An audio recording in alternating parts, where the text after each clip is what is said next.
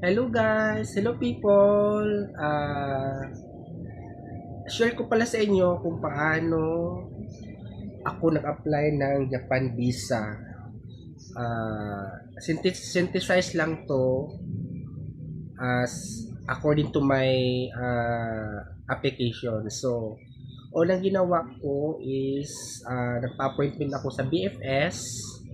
Sa BFS, may mga register ka doon, login, username, and then pa-appointment ka doon para magkaroon ka ng slot.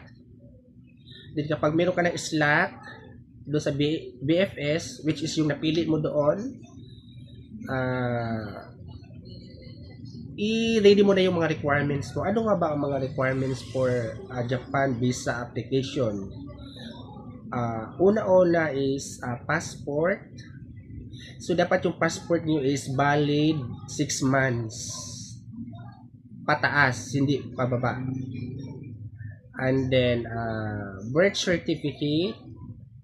Dapat ang birth certificate niyo bago.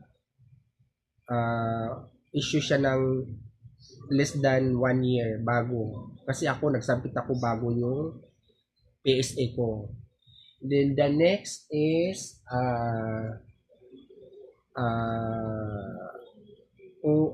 picture 2x2.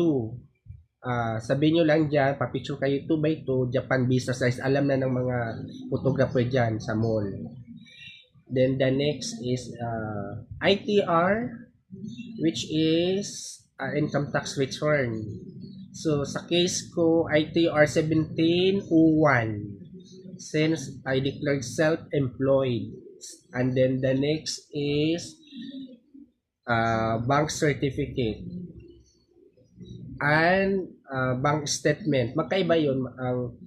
Ang sinabmit ko lang is bank certificate. Kasi sa bank certificate, nandun na yung EDB mo, average daily balance, nakalagay na doon for 6 months.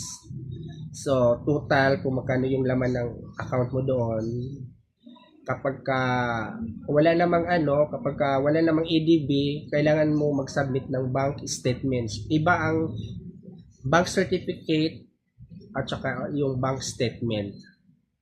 And then the next is